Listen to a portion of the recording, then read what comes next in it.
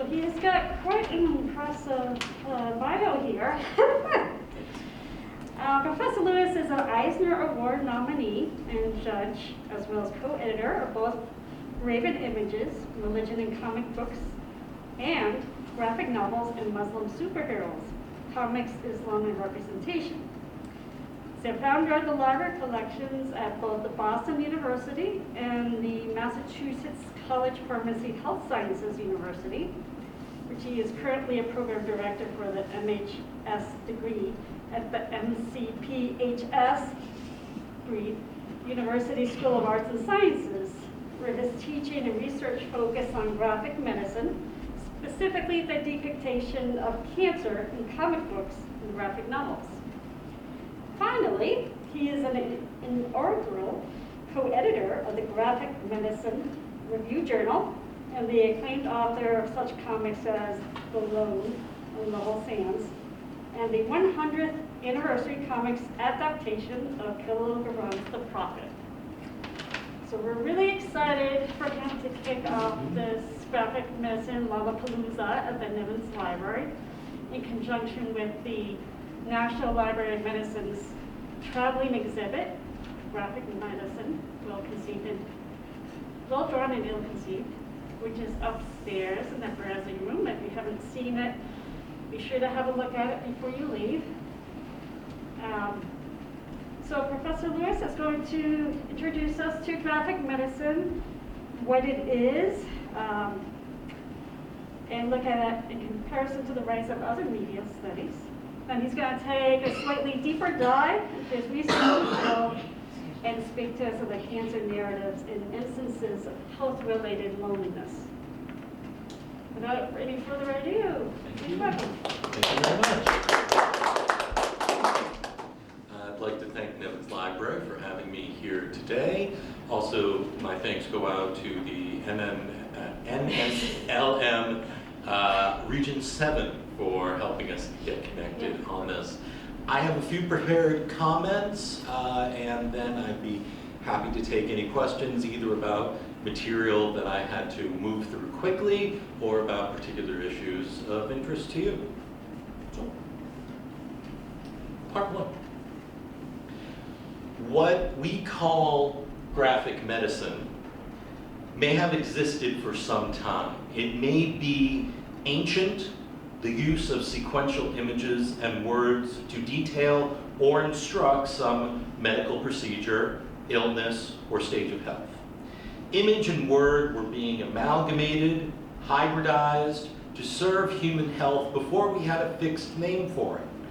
Medical illustration, art therapy, bibliotherapy, graphic pathography, healthcare comics, patient art, instructional diagrams, maps, etc.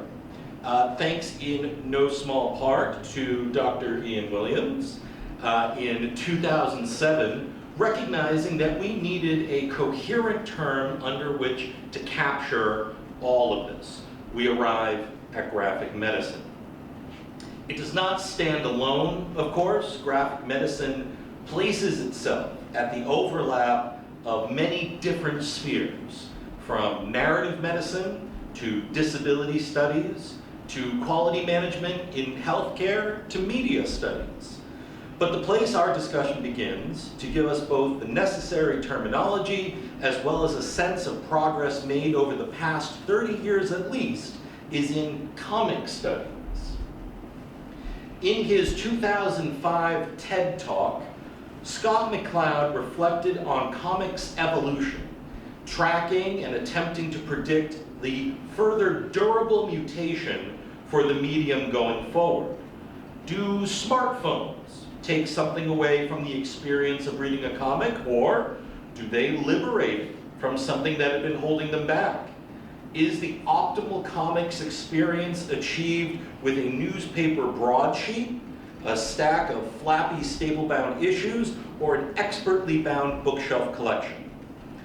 McCloud's search for durable mutations of the comics medium could also be extended to the growth of its genres. Autobiography, adaptations, high fantasy, romance, and sci-fi are genres that cross media, but in terms of the medium alone, graphic medicine has become its own manner of durable mutation, a compelling cross-reference with potential subgenres including graphic pathographies of cancer or clinical memoirs. It has little in the way of direct parallel to health education films or patient memoirs, if only because the nature of comics demands something more from the content that pushes what can be determined to graphic medicine past any prior iteration. A work sometimes becomes something else when it is adapted from one medium to another. Graphic medicine is always something else, usually without a precursor in another medium. Working then with the given that comics is its native medium, graphic medicine is nearly everything else. Note the authors of the Graphic Medicine Manifesto. Among all of graphic medicine's roles, quote, it's an approach to the education of health professionals as well as an emerging area of interdisciplinary study. And it's more than this. Graphic medicine is also a movement for change that challenges the dominant methods of scholarship in healthcare, offering a more inclusive perspective of medicine, illness, disability, caregiving, and being cared for.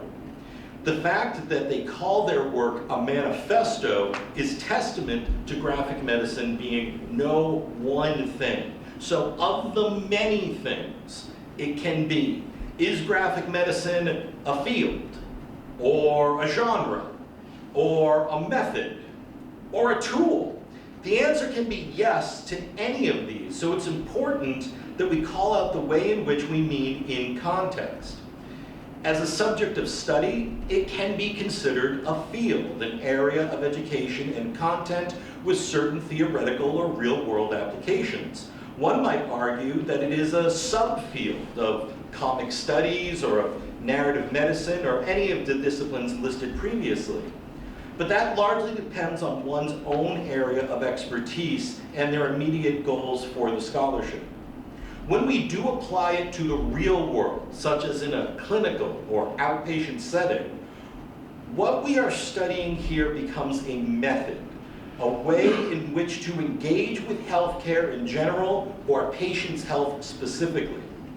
Further, if we prescribe some aspect of graphic medicine, encouraging someone to create their own or introducing them to a particular publication, then we might see it as more of a tool or a treatment. This could be a tool for the healthcare worker to use as much on themselves or their organization as someone they are treating. If graphic medicine is a genre, however, that means that the works applicable to it share certain conventions or elements, and therein lies the challenge. That is, a majority of the works of graphic medicine are narratives, either fiction or nonfiction, and sometimes both. But a few are rare, there are a few that are distinctly non-narrative, expressing sensations and feelings rather than stories. There is no set length to a piece of graphic medicine, and there is no limit to the time period. With the exception of it being visual, there's no limit on style or form to the sequential art being utilized.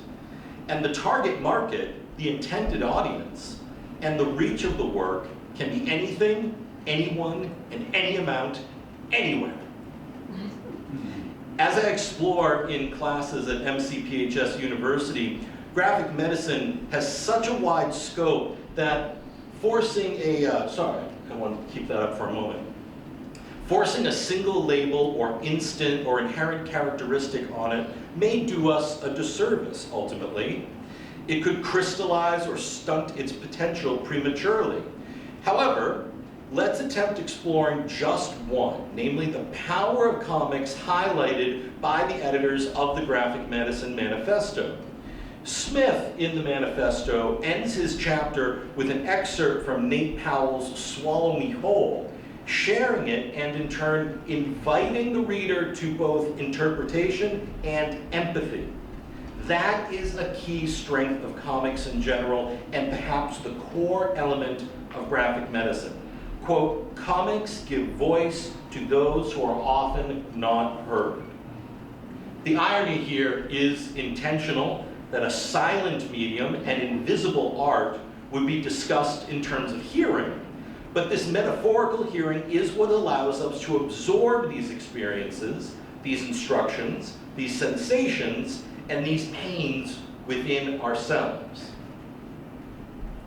Reviewing an array of titles that would qualify as graphic medicine for the journal Literature and Medicine, theorist Hilary Schutz says, quote, in this newly respected form, words and pictures can create a literary and effective register that powerfully represents stories of illness that people want to see and to read. Graphic medicine presents us with the voices we in healthcare need to hear as well. Just as it has a range of definitions and roles, graphic medicine also has no one sole origin point. Perhaps its fullest first expression, however, an entire comic dedicated to the symptoms and suffering of its creator, a personal case study in comics form, was by Justin Green with his Binky Brown Meets the Holy Virgin Mary.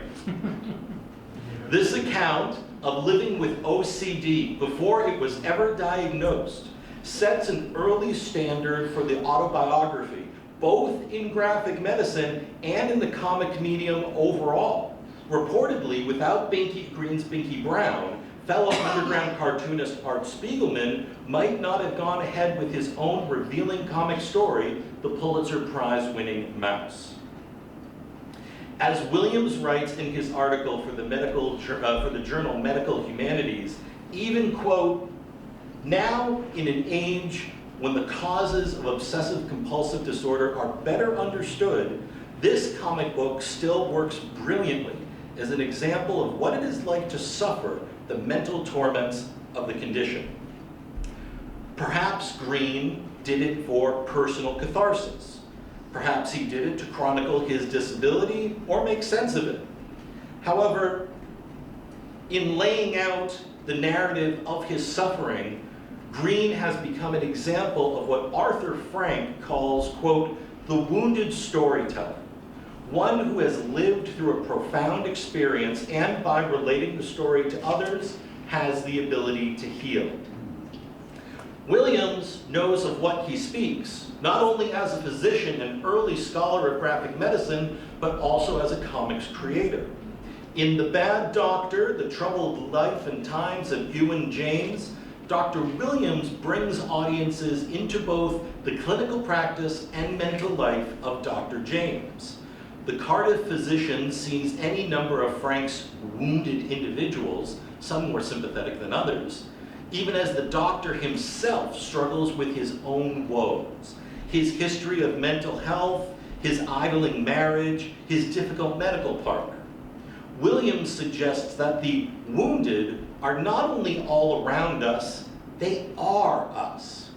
And those wounds may contribute to as much as to who we are as to who we are kept from being. When James questions whether he is a good or bad doctor, a friend helps him realize that doubts which plague his personal life never extend into his work. He is a bad doctor only to himself, which may in turn lead him to greater care and understanding, if not always empathy, for his patients. Now, where is Williams in all this? A Dr. Ian writing about a Dr. Ewan one letter removed.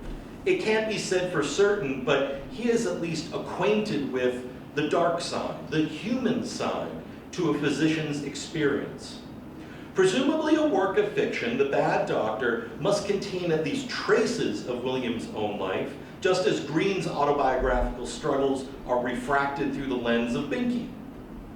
Whereas Williams may be veiled in, behind, or beyond his character, M.K. Serwick, that's from The Bad Doctor, one of the panels where before he's a doctor, young Ewan James is praying that everything remains stable, that he has to worry about everything, that he has to be concerned with it all actively. And we can see how that might relate to early OCD or just a generalized anxiety disorder. M.K. Serwick, creator of Taking Turns, Stories from HIV/AIDS Care Unit 371, and co-founder of the graphic medicine site, places as much of herself in this record of her first nursing job. There's no suggestion here that Sarah is anything other than genuine and forthcoming in her accounts for Taking Turns. But the work is as much an excavation as a chronicle, sifting through the past to make sense of a dire time in healthcare. For the sake of coherency, certain choices must be made, from permitting certain characters pages-long explanations of a health practice, to describing but not showing her hug of the terminally ill Stephen with all of its sensory elements, to dying Tim's own panels shrinking as he begins to let go from life. Part of the art of graphic medicine is negotiating the fictionality of narrative, utilizing its strengths and acknowledging its effects. If jazz is about listening to the notes that aren't played, then comics can also be about what's not shown and not heard. In his, that's going a little too far ahead, we'll stick here for a moment. In his own chapter for the Graphic Medicine Manifesto, Michael Green, no relation to Justin Green, highlights a moment from the graphic memoir Cancer Vixen, there we are, where the main character Marisa and her mother cannot process the information that the doctor is conveying to them. The panel drives home, particularly to healthcare practitioners and those who have never faced the cancer experience, how facing such an illness can flood the senses and impact the psyche. Similarly, another portion of the book has the background entirely missing, instead flooding, suffusing everything with cancer all throughout the background, as you can see there. The visuality of these two scenes may communicate to a reader what words could never convey. Williams emphasizes this point in his in his medical humanities piece, which I'd like to quote at length here. There is something about the juxtaposition of drawings and handwritten text in comics that subverts the normal rules about what can be depicted, how it can be described, and what one should think of that description and the subtle meanings and counter meanings that can be read into it. Laying out a proposition in text tends to require precise language if one is not accused of obfuscation. Comics, like poetry, seem to allow more leeway in terms of meaning, and like film, offer the possibility of words juxtaposed with a contradictory image. In prose, writers certainly have a range of rhetorical devices available, but the number of possible strategies in comics is multiplied. Ambiguity and metaphor can be layered, bestowing properties that seem to lend comics to the portrayal of complex or taboo narratives. Where language is lacking to describe bodily sensations or complex emotional states, metaphor can play a vital role in communication. Comics language is always characterized by the plurality of messages. So, parsing all that ambiguity, all those symbols and blank spaces, requires the reader of graphic medicine to become more adept with multiplicity. One must absorb and process the material, thereby becoming what literary theorist Wolfgang Iser might call an essential cog in the meaning-making machine.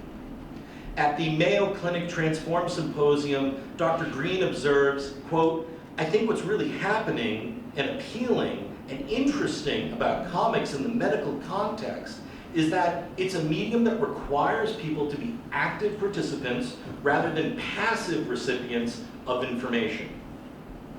Williams and Serwick are having us read absence as much as presence, context as well as content. To some degree, this is MacLeod's closure across panels and over their blank gutters, the space that asks, and then what? And to another degree, this is comics expert R.C. Harvey's interplay between image and word, as one affects and sometimes becomes the other. And on a higher level, it's all these things. The ideal mental activity required either in creating or in understanding a comic book. So, why expend such effort? And why then go back to study such works, consider their deployment in healthcare as graphic medicine? Because the dividends are potentially so massive. Serwig considers works of graphic medicine tremendous windows, that's Serwig there, tremendous windows into the lived, embodied experience of illness, an access point, unlike any other, as much for treating patients as for understanding humans. Green, too, echoes Williams' notion of the, quote, empathic bond such comics can create, giving all people, but particularly healthcare providers, a greater ability to relate. To understand what someone like Justin Green was suffering, rather than writing him off as a pervert, a freak, a broken person, may require more than the passive reading of a case study or the rote taking of a patient history. Graphic medicine subscribes to the idea that it requires the full absorption of word, of image, of sequence, and of silence to connect across boundaries. Now we'll get into a little bit more detail of my specific areas of study. First, cancer. Cancer as a disease is a terrible paradox, simultaneously of us and our bodies, while also alien and invasive. Its variability, says Ian Twitty in Cancer Poetry, makes cancer, quote, fundamentally unstable. Cancer is over 200 different diseases. With this essential instability, it's not surprising how one figure, that of unflinching resistance, has become dominant. But the instability also indicates how difficult it is to limit imaginative correlatives to the experience of cancer. In The Emperor of All Maladies, Siddhartha Mukherjee expands upon the eerie shadow self that cancer can represent. Cancer is, well, no, I don't have the quote here, so I'll have to do it myself. Cancer, I'm quoting, is an expansionist disease. It invades through tissues, sets up colonies in hostile landscapes, and seeks sanctuary in one organ and then immigrating to another. It lives desperately, inventively, fiercely, territorially, cannily, and defensively, at times as if it's teaching us how to survive. To confront cancer is to confront a parallel species, one perhaps more adapted to survival than even we are. The quote continues, this image of cancer as our desperate, malevolent, contemporary doppelganger is so haunting because it's at least partially true. A cancer cell is an astonishing perversion of the normal cell. Cancer is a phenomenally successful invader and colonizer, in part because it exploits the very features that make us successful as a species or an organism. Dr. David Skadden further anthropomorphizes cancer cells, calling them selfish cheaters, taking more than their fair share of available resources, multiplying out of control, and neglecting their responsibilities, including the duty to die and make way for replacements. One effect of this malignant, uncontrolled doubling is the challenge presented to both narrative and identity in communicating the cancer experience. Arthur Frank, again writing in his book Wounded Storyteller, relates the failure of professional literature in conveying his journey with cancer. We'll get to Holmes in a moment. I found the language too distant from the immediacy of embodied suffering that I had recently experienced. Moreover, his sense of temporality was impaired, and a new kind of narrative was needed that balanced the restoration of order with the reality of further disruptions to come. All this may make any singular depiction of cancer incomplete, but it also presents the opportunity to make full use of the comic medium's multimodal functionality and representationality. As Martha Stoddard Home notes, comics use the eye's ability to hold multiple narrative paths within the frame to render this dizzying sense of inclusive potentiality, a sense that can be exploited to convey some of the incongruities and peculiarities of living with and through cancer. In short, just as the illness can function as and pervert many things at once, so too can its representation in comics embody many forms.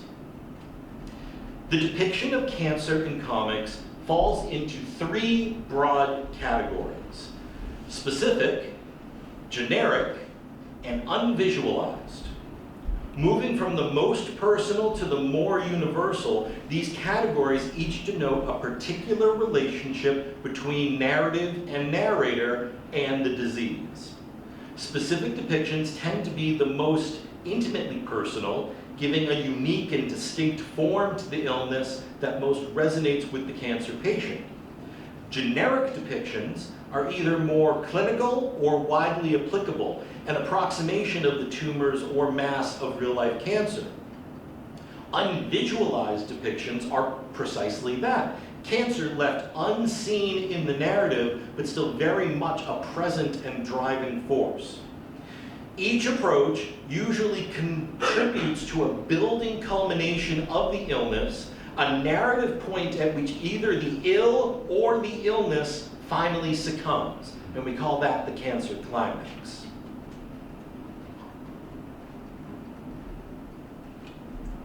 In her review of Cancer Vixen, from which this image comes, Schutz describes the author's depiction of cancer as scowling green creatures sticking out red tongues and offering the middle finger. These frowning green globules were labeled by the author Marchetto as an artist's rendition, simultaneously identifying and satirizing the disease as a team of belligerent imps. Rather than leaving the tumor to appear as an indistinct black hole on her sonogram, Marchetto finds a degree of self-empowerment by employing a caricature of the cancer, thereby diminishing its mystery. Even as she recounts, for instance, the experience of having a core biopsy, she declinicizes and in turn humanizes the procedure and her relationship to it.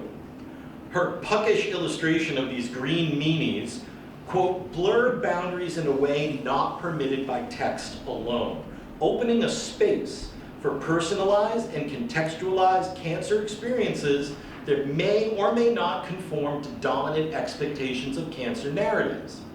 In this way, a multiplicity of deep and even contradictory concerns, hopes, and states of relationship can be expressed. Kimiko Tobimatsu and Keith Genziza further explore these boundaries in a significant sequence from their 2020 Kimiko Does Cancer. In it, Kimiko nervously awaits a scheduled lumpectomy as she palpates her right breast for any signs of change or further growth. The scene moves from the covered and mundane, Kimiko is examining her breast beneath an obscuring tank top, to the profoundly intimate, a murky cellular panel of her breast tissue. Quote, it was unnerving to think about how long the lump had been there, growing inside me. My body didn't feel so safe anymore. While the panel borders may separate the two images from each other, their true border, that of Kimiko's skin, is made invisible. Her caption emphasizes an increasing alienation from her own body, and the panels, quote, transgress the boundary between the interior and the exterior body, illustrating the ontological instability of the cancerous body's boundaries. This disturbance to her sense of identity is coupled with visual expressions of her body, both her inner and outer body, simultaneously problematizing and emphasizing the difference between the two. Methuen et al. Regards such instances as highlighting the unique power comics can bring to cancer narratives. In About Betty's Boob, not only does the title focus past the main character to one part of her body, but the dreamlike vision of crabs, I don't know if you can see them there, but these little imagined crabs all crawling up to her breast. This is Hippocrates by Celsius' visual inspiration for naming cancer. Cancer was named after the crab, so that's why she's using that instance. And amassing from the dark center on her glistening singular breast. The graphic novel moves from fixating on the breast's loss, accompanied by the loss of beau and job, to reimagining a new life for her. Betty will spend much of the story being judged in terms of, pursuing of, or looking to replace this breast, only to arrive at a new identity that squarely celebrates her and her body without it. The cartoonish and unreal climate of About Betty's Boob creates a liberating and joyful space in the wake of such a transformation that in real life or in prose can be life-threatening and traumatizing. Some instances of specific depiction are more nuanced than others, but all should be respected. Periwinkle by Susie Gander and Robin Jones initially depicts the cancer as similar to Marchetto's little green globule, only to have it transform into a many-armed supervillainess. Likewise, the Medikids titles produced to instruct young readers on health issues casts cancer cells as androgynous, tentacle-haired purple goblins with green aprons. Terminally Illin by Kaylin Andres, John Motske, and Jay Tukatushi dispatches the Terminator, a muscular gray pustule Terminator riff from Cancer City against the book's inner world protagonist. Tucky Fussell models her breast cancer antagonist in memoir after a Notre Dame gargoyle, her own personal bête noire. The cancerous population of cells, of manga cells at work, resembles the humanoid citizen cells within the body, but also feature veiny, many-armed extensions to grow further. Once defeated, the cancer cell's final utterance is a doppelganger's existential crisis, echoing Mukherjee and Skadden's characterizations. Do I have the visual for that? No, not yet. I'll just read it here. The cancer cell dies and says, "I was born defective because of someone else's mistake, hunted by my immune cells that should have been my friends, and I fought, and I lost, and I'll disappear from this world without a trace. Why was I born?" Remember, that's the cancer cell saying that. So an interesting doppelganger.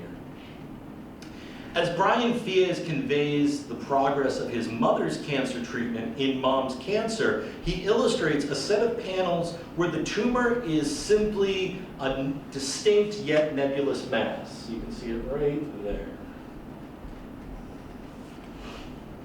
Moreover, Fies utilizes this image to point out that a two-dimensional depiction of the tumor is not enough to ascertain its volume or decrease in size. This generic depiction lacks any telling hallmarks or characterizations of the cancer, no anthropomorphism, no personification, no stylistics, and emphasizes the interpretive rigor required by medical experts for understanding the state of cancer. A generic depiction of cancer can convey the abjectness of the illness, the ineffability in conveying it whole or fully. Both Twitty and Juliet McMullen recognize the horror of the Kristavian abject in cancer, as it, quote, breaks down the meaning of the body, the boundaries of self and other, and of life and death. Horror is evoked in response to the abject, the loss of boundaries, the tension between life-giving treatment and knowledge of cancer as uncontrollable develop into a host of images. Since cancer is, as Twitty says, the overriding of boundaries and binaries, the amorphous nature of cancer may be most keenly conveyed in generic, impersonal depiction. Therefore, it is not surprising that many biographical and autobiographical accounts of cancer tend to employ the generic approach over the specific. Relatively indolent but relentless as red clumps, the titular clusters of seeds, or the rough sketched internal geography of when David lost his voice. Numerous narrative use of this generic approach in an numerous narratives use this approach in an attempt to imagine the unimaginable. From Cancer Made Me a Shallower Person to Probably Nothing, from the story of my tits, which is here on the display, to Our Last 6 Months, and more. Even as the eponymous suturing of David Small's stitches is jarringly visible, the actual cancer that was removed could only be gleaned as an indefinite lump from the main character's neck. In his book, we'll get to the generic, so I'm using this as a generic example to say that it's not personified, that cancer isn't acting, it hasn't become a character, but this is also what we see in most of these stories. They sometimes choose not to characterize it.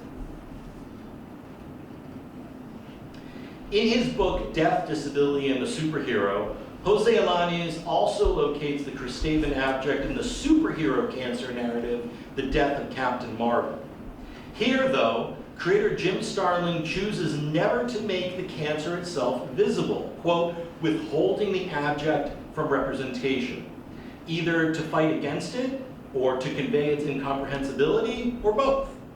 The graphic novel makes cancer literally universal, commenting that extraterrestrial species have their own name for it, such as black end or inner decay.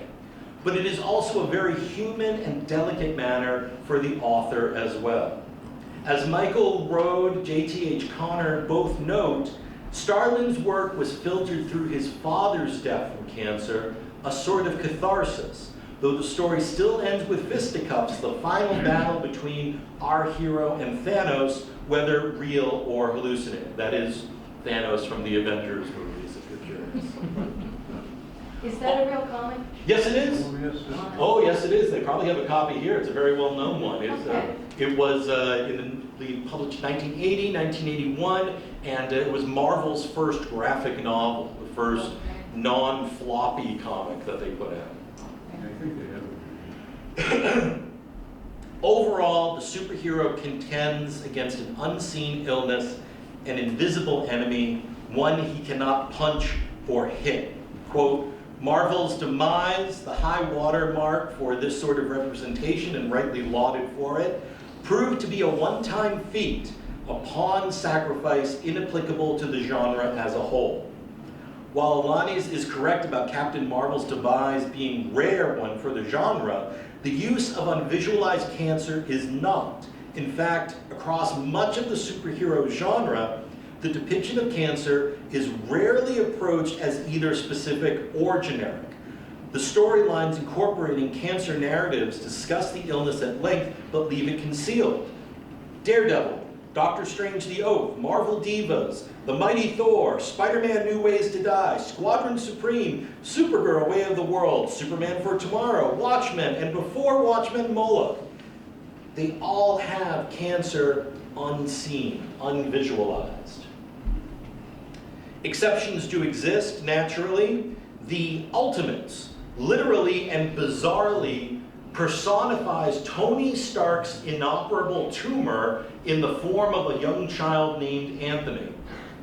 The Fantastic Four miniaturize themselves to extract a tumor from the body of their cherished mailman, Willie Lumpkin. And Doctor Strange, Surgeon Supreme, shows malevolent spirits coming to inhabit the space of cancers that the doctor had removed. These odd and admittedly awkward instances still underscore the unvisualized depiction's main impact. Namely, cancer may be so antithetical to, so disruptive of, and so real against the notion of a super body that it must remain unseen and unseeable. Unvisualized depictions are not exclusive to superhero stories, however. Despite the intense gore and fantastic imagery in the series, John Constantine Hellblazer avoids any real-world depictions of cancer during his Dangerous Habits storyline. Likewise, I Kill Giants not only eschews any images of cancer, but also explicitly redacts its mention through most of the narrative due to the main character experiencing some form of denial. Our Cancer Year displays the effects of lymphoma treatment, hair loss, vomiting, and so forth, but never the cancer itself. Nistar, Lisa's Story, and Then This Happened recount various number of episodes in cancer care, but the illness itself remains hidden.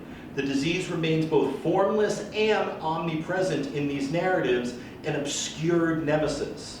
Quote, oh, this is a good one actually, from the Superheroes Collective. This is actually Jane Foster, who was secretly Thor for a while, but anytime she transformed into Thor, it would reset her chemotherapy. So she could either choose to fight the cancer or choose to help others, save others. Here we go, good.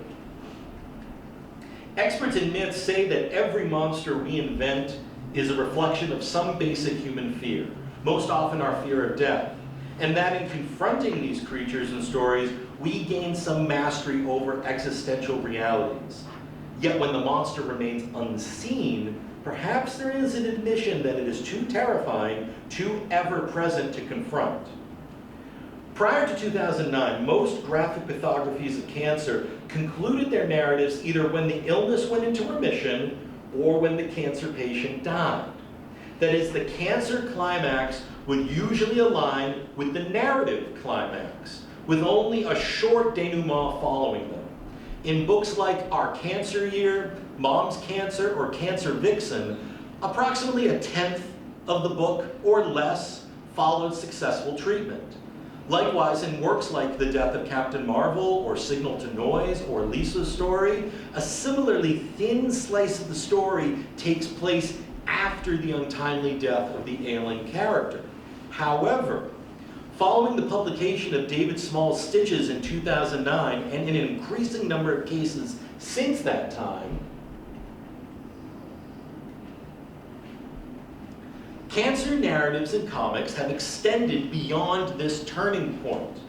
Works including The Story of My Tits, Kimiko Does Cancer, and Dancing at the Pity Party dedicate more space to their narratives following the cancer climax, suggesting a shift in either storytelling or audience expectations.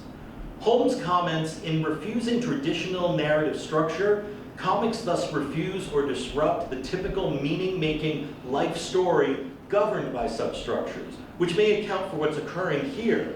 About Betty's Boob is almost entirely about renegotiating her identity in the aftermath of a partial mastectomy, who Betty is as a woman, a lover, and, she discovers, a performer.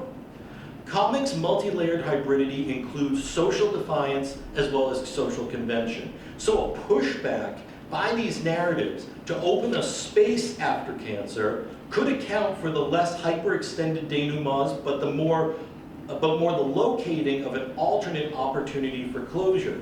They refuse, in a sense, to be fully identified by cancer, thereby coming to terms with it and perhaps a new identity in the pages that remain. And before we leave this slide, let me just point out, this is a major rundown of most of the major stories and their corresponding year. But you'll see that after 2009, a larger significant portion of the story occurs either after the cancer is defeated or after the person dies. Before that time, barely 10% of the story was left. It was sort of like the narrative ended with the cancer, one way or the other. Comics promise seriality and continuation, even in standalone or graphic novel form. They suggest an immediate as well as long-term future. They do so via discrete units and for instance, often maintaining their panels until the reader's imagination safely connects them. Is that a central concern of the cancer experience? A disease that threatens its host by running unchecked, that jeopardizes their future, that disrupts function and meaning can be explored in an anti-cancer space, a dis-oncological medium. The bounded nature of comics, the traditional discrete panels and borders, hold a subconscious appeal on addressing a subject of cancer and its unchecked growth. It is a medium of sequential boundaries that holds promise for making sense of the terminally unbounded. There are many ways this counter-narrative to cancer's perilous incoherency can be framed, but 4 distinct classifications seem prevalent. Do I have them here? No, that's coming up. So let me just go through them quickly. I know we're running low on time. Cancer comic subgenre can be presented as experiential, reflecting the first-person, real-life accounts of individuals diagnosed with cancer and their cancer treatments. This includes cancer fiction or Our Cancer Year. Likewise, a familial frame can also depict real-life accounts, but through a family member or loved one, such as with Mom's Cancer or Dancing at the Pity Party.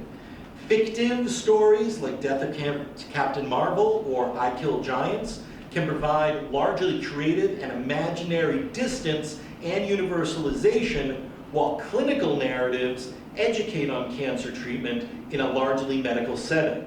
A book like Down to the Bone could fit this last designation, or it could be labeled as experiential. These markers are porous and never mutually exclusive. Rather, they are means by which we can connect and examine cancer narratives in an effort to determine shared meaning and increased value. Okay, we're in the home stretch. Comics' relationship to cancer continues to evolve. Quote, "We have not finished telling cancer stories, nor have we exhausted their potential as a genre. Like the illness itself, cancer stories are protean and self-replicating, unpredictable, latent and then rampant, surprising and sometimes surprisingly beautiful, funny, desperate, and simply human. The techniques and conceits deployed to convey an authentic cancer experience, even when fictional, multiply by the year. Moreover, cancer touches an increasing number of comics creators and readers annually. In fact, on some level, we all have a personal connection to cancer because it is so common that it must be regarded as not only an aberrant event, but part of the human condition. Research and remedies may grow more plentiful, but unless cancer is finally and ultimately cured, the human need to tell these stories of the shadow self will likely always be needed." Thank you very much.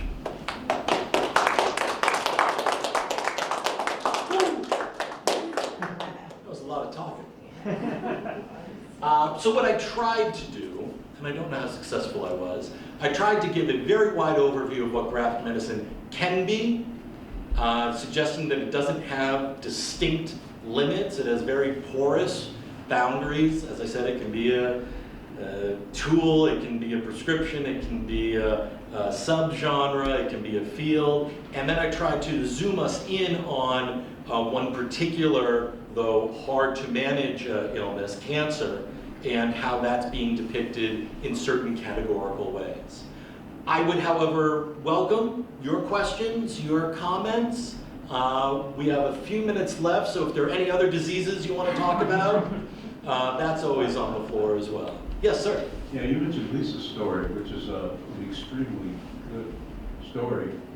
Just in the comic strip Funky Winkerbean, you do find out what happened after she died. Yes. But I can imagine the actual writing of the story. And part of the storyline after she died is her husband writes That's right. the story. It's really good. And one of the challenges there, if I could just Sure. interject, is that when they were collecting these comics, so this was a comic strip. This was one that appeared daily or weekly in a newspaper, but it created an extended narrative. They still had to collect and then print the story, and they ended it right pretty much right at her death. Like the cancer climax was the end of that print collection, even though the character and the stories continue. So that's walking a really interesting both sides of the river, if you think about it, between is that adhering to the cancer climax, or is it suggesting that life continues beyond it? Yeah. Sorry, I interrupted your comment. That's okay. Even at the end, when she dies, Yeah. she goes into the void and her husband goes with her for a few seconds, and then death comes along and says, you have to come with me. And he's leading her away. Yeah. And when she's like a certain distance away, you barely see each other, she suddenly jerks Death's hand and turns around and yells, I love you. Mm-hmm. It's a beautiful moment, and it's really well done. And Batiak, is that the author's name? Funky Winkerbean's creator. Yeah, I think his name is Winkerbean. I don't know. Said it did come out of his own reflections of his own cancer experience, even though it's assigned to a female character of a slightly different age, and he came through that experience successfully. Yeah. It went into remission. He turned it into really compelling and sometimes very funny comics material. Well, they were, in the beginning, they were playing a football game in the park, and his wife caught a pass, and she got tackled and hit the ground. And she said, ow. Yeah. And her husband said, what was that? She said, I must have hit a rock. Well, it was the lump. Yeah. And that was Yeah, the that's beginning of the whole thing. But what a way to discover it. Yeah. That's Playing football in the yard, yeah. Playing football out in the field. So one thing that I think the library is featuring, and I don't know if you want to say any more, Tatiana, is that it's, while my focus might be on cancer and my newer research is on the health impacts of loneliness, they have one of those texts out here on the table, Seek You, A Journey Through American Loneliness. And I'm looking more and more, as the Surgeon General has issued a report on loneliness being as bad for you as 15 cigarettes a day. Oh, wait. Yeah, not good. I want to suggest that graphic medicine focuses on many different healthcare topics. I know you have post-traumatic stress disorder there, addiction, depression. Cancer is among its most often discussed or treated topics. Mental health is another one. COVID was a big one. A lot of people stuck at home wrote a lot of comics about it and tried to process it in that way. Some of those have been collected. But you'd be surprised, even orthodonture, even chiropractic, you can find comic instances of all of these, and it becomes intriguing how they think to depict it, what it visually looks like, or what the sensations can be translated into. So I'm always keeping track of the latest one. There was one just recently called Ripple Effects on a superhero with type 1 diabetes. Like outwardly, the guy is strong and has powers, but he has an invisible illness. How can a superhero have? Well, this is what they were playing with. This was exactly it. He is for all intents and purposes invulnerable and superhuman, and yet his body is not functioning as he would like it, and has to watch his blood sugar. Yeah. Does he conquer it? No, he just contends to live with it. No, he just finds this is part of his lifestyle, part of who he is, and part of his identity. And you could write your own where they do conquer it. I mean, there's nothing stopping anyone. The one thing I particularly love about comics is the threshold for it is so low. You don't have to go to film school, you know? You don't have to invest in a dance troupe in order to choreograph what you have in mind. With comics, you just need a simple writing implement and either a piece of paper or a computer screen. Yeah. Yes, I have a couple of questions. fire away. So, people that write these graphic novels, do they, do most of them illustrate their own work? Or do they reach out to other illustrators or artists to Both. help them to do? Both. The comics that I do, I only do the script writing. Okay. And I usually collaborate with an artist. Usually it's someone that has a shared interest in the topic that I'm kind of centering the story on. Some are auteurs, that do all their own work from beginning to end. You'll find every variety. Sometimes there are writing collaborators, someone who has experience with the subject and the other who's a trained storyteller, and then they combine, and then they find a third, and then they find a colorist, and then they find a letterer. And Colorist, yeah, you can build so many different processes onto this. So there really is no one way to do it. I will say that some of the, I wouldn't say amateur, I would say grassroots comics makers are those who have no artistic training but just wanted to get their story told, and even stick figures work. Absolutely. So there's no one credential that you need to do this. So it's really for all ages, like I'm an art teacher. Yes, So oh, I'm also absolutely. an art therapist, which I use that for other ways as well. But, you know, I have first grade, second grade, kindergarten, and I have 8th graders, I have adults. So I have like, my youngest is 3 and my oldest is 93. So I work with lots of different people, lots of different situations. But Yeah. again, they don't have to use the literacy. Yeah. Use just pictorial. Yeah, they absolutely Yeah. can, and I think that someone said that by around 4th grade, we're taught whether or not we can draw. But everyone can before 4th grade, and the secret is everyone can after 4th grade too.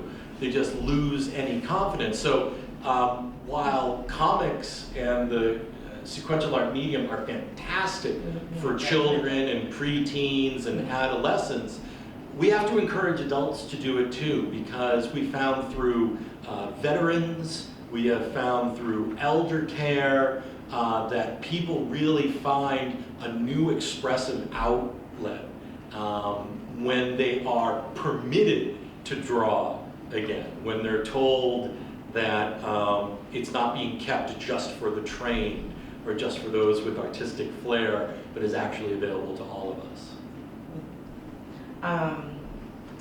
Resource list in the library, will you have some resources that that would be available here at the library, like a resource list of some of these novels that he's referring to? Yes, I can put that together. We do have, getting to be a sizable graphic medicine collection, but right now it's kind of interfiled with the regular ones. And the they kids are. too. And yeah, we have an adult collection, we have a teen collection, and a children's, and graphic medicine goes across the board.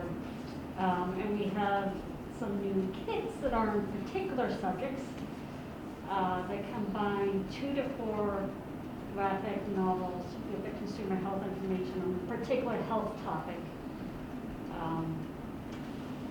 It ranges so widely in its audience, it is hard to consolidate to one place, because while you might have a comic or graphic novel explaining mother's breast cancer for a child's perspective, you don't want to put that next to Oh Joy Sex Toy, Right. which is about different reproductive techniques. And that exists, and it's actually quite That's a cool. good description. Sounds like you need an old-fashioned card file. Ah. Honest to God, I walk open the drawer. She's They don't starting tell down me the it's gauntlet. over there or it's down there. They're not volunteering. They're not all on the shelf. I do not know. Of all the things I miss in the library, computers and all this other stuff. Oh, I know. It's the card It's file. easy. Because I can never Everybody find has damn access to ones just about online. It's like, everything. Don't find me. yeah, Yeah. this is it. It's like- Yes, I would ask, We you actually said they stripped didn't the have a library. name for the genre of graphic medicine until around 2007, that's right. even though it had been apparently happening a lot longer. Even though plenty of people had been telling stories about their medical instances or journeys, it was never collected. It loosely fell under autobiographies sometimes, but then sometimes it was fictionalized. So do you put that under autobiographies, or is that memoir? And then if it doesn't fall under one of those two, but it's something like Death of Captain Marvel, that's totally fictional, but based in the author and writer's own experience of his dad's cancer. So we had to go, it had to congeal, it had to sort of coalesce.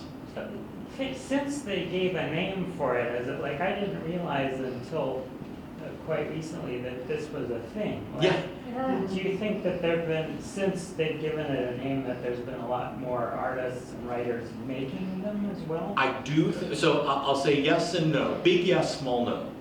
Big yes, it has absolutely raised people's awarenesses. It has given them permission. It has made them feel part of a community.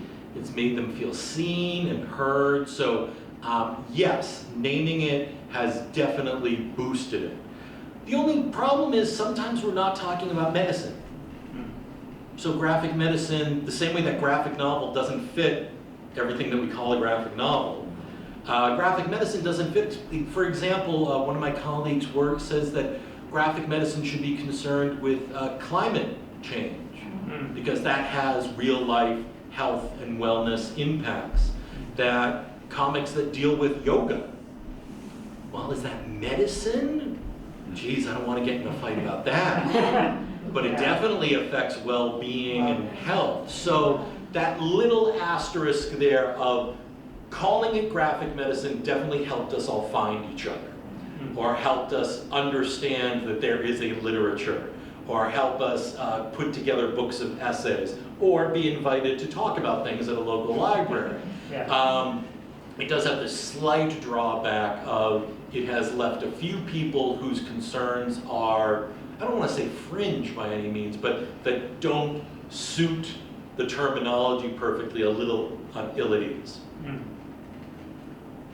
But that's the freedom of art too. That's how it works, yeah. None of these things fit perfectly. Calling a comic doesn't make sense when it's not funny, and calling it a graphic novel when it's not a novel doesn't make sense. So we roll with these things. Graphic medicine has proven to be very useful and helpful in focusing attention. Can I find medical people offering these books to or the titles to adults and what have you to maybe better, not accept, but better, what's the word I want? Get along with the idea that, well, I have cancer and physically look at it. Do you find that the medical groups are, creating a library list or whatever? Yes. I'm sure there are people that you could give a full-length memoir to and they would digest it. They would read it voraciously. But some people are not like that. And some people want something that's going to grab their attention more, be more visual, more stimulating. And so these graphic novels, particularly about cancer, are wonderful for someone that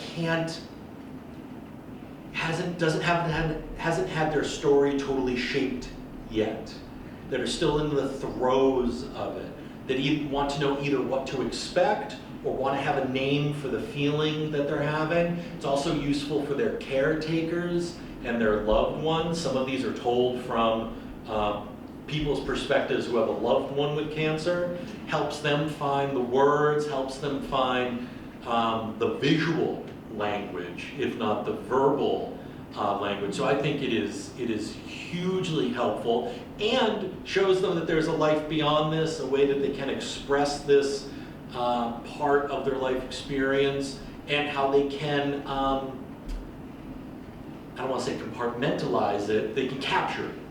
Like they can crash the word cancer that was swallowing them up. Right. They can crash a way out of it. Yes. Because that's how I see the books can be used, because they're not just a story. Yes. They were like tools or whatever inside the way they were written and stuff that somebody could easily better understand. They don't even have to read it, they can just know that someone else has had this experience. Yeah. Just have the comfort that Nice to know. other people have experienced this and there's hope or there is meaning if their life is going to be shortened. Yeah.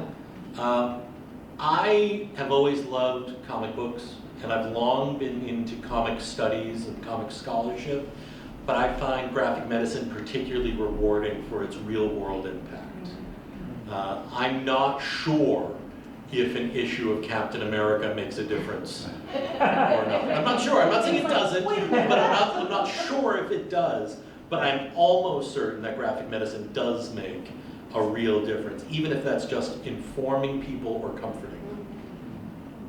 So thank you for your time today. I appreciate you all being here. I hope you'll check the exhibit upstairs and check out more of the offerings that they have here at the library and keep collecting them. Yes, thank Yeah. you. Yep, and if Thank you you. have any Thank you. suggestions,